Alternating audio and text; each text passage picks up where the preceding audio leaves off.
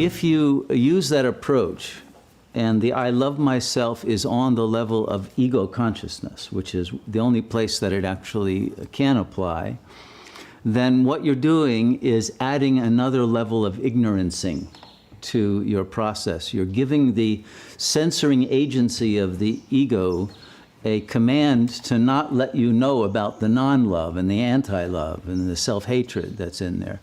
So what that does is repress further the information that would be in your preconscious into the unconscious.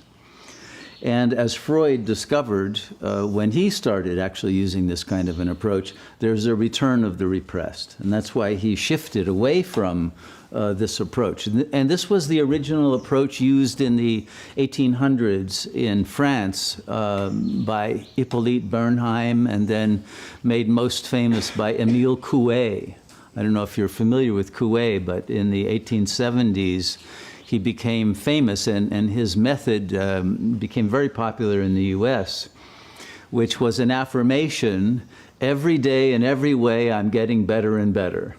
And he told people to repeat that over and over again all day long, and just that thought would change them. Well, ultimately it was not effective and produced some negative results. But the point is that that's actually the basis of hypnosis, suggestion, positive suggestion. And all hypnosis really is self-hypnosis. And I started my own investigation into the psyche by becoming a hypnotist, and used that method for people who came to me to stop smoking and to lose weight and to change their behavior patterns, get off alcohol, etc., drugs, all of those things that people go to a hypnotist for.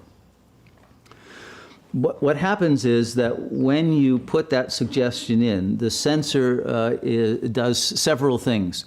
One, they somatize the self-hatred into symptoms of physical suffering. The second thing they do is project the self-hatred out into the world, and it comes back to you through hatred of others of you. And no, that can happen. If it hasn't happened with you, I'm glad, but it can happen. It can also turn into karmic situations, where there will be more clashes with people and more accidents, more sabotage of an unconscious sort. So one has to be very careful of the systemic effects of a shift like this, because if there is self-hatred that hasn't been deconstructed, or a mind parasite that hates you, or some kind of even a psychotic fragment that wants to collapse, that will find a way to come back at you in the form of karma. The repressed cannot be simply eliminated through putting a Band-Aid of an affirmation on top of it.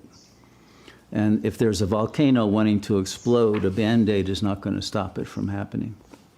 So that's the first thing. We have to actually get more information, not less. And if we try to put an affirmation over, what we're saying is, I don't want to know. We're putting the self-hatred into a forbidden knowledge category, and then it will stay repressed. But what you can't stop doing, the censor can keep you from remembering most dreams. But when it really wants, the information is too heavy, it will come to you in the form of nightmares. And it will come in the form of emotional storms that you won't be able to affirm your way out of. It will come in the form of such heavy negative thought waves that you won't even be able to remember your affirmation.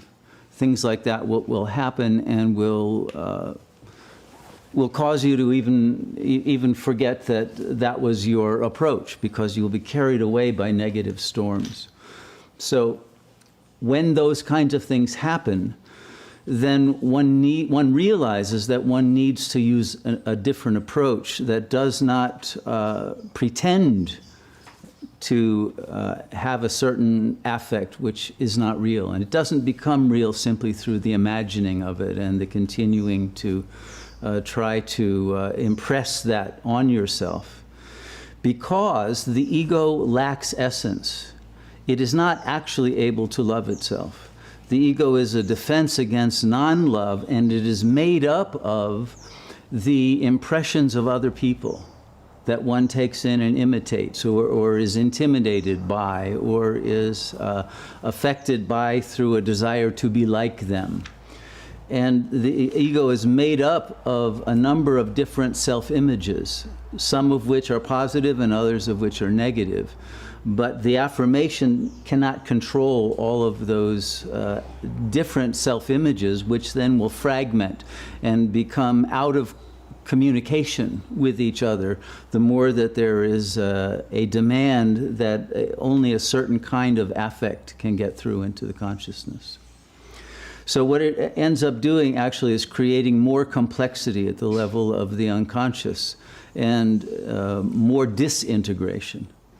So this, the recommendation, therefore, and that's why I was talking to Trace about that, is love the ticket. No, the real ticket is emptiness, because there is no ability for real love at the level of the ego, because the ego lacks being. It's not real. It's an artifact that is produced to pacify the other and to take the niche in the family system that was given to you, and to be able to adapt to the demands of the social other.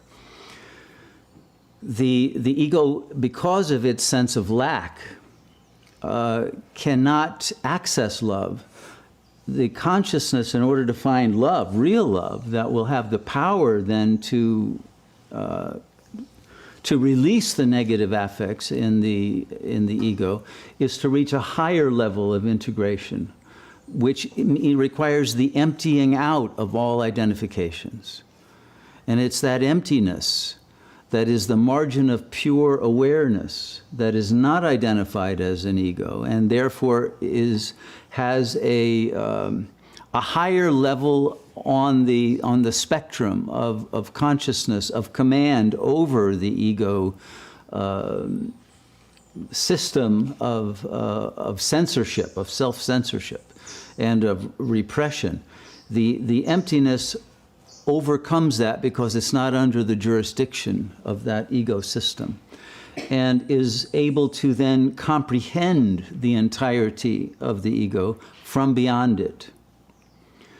And by letting go of all identifications, the consciousness is able to receive and absorb into itself the real love that is the essence of our being, and bring that into the ego from that space of consciousness that is not ego, but that is also not other, that is in the reality of non-dual being. And so the emptiness has access to the fullness that is the true nature of our being, which you could call God consciousness. And as that comes in, the power to transform the ego consciousness and to dissolve it and to completely eliminate the traces of suffering and of negative belief is given to you. But it's not given to you from a position within language. It's given to you from that intelligence that is translinguistic and that doesn't need to make any affirmations in language. It is simply the realization of what you really are.